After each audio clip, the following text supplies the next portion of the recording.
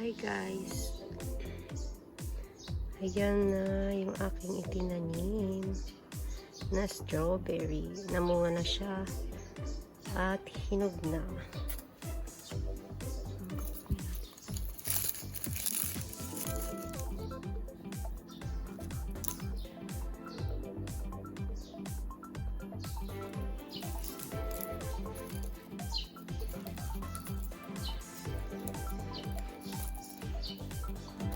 Kunin na natin.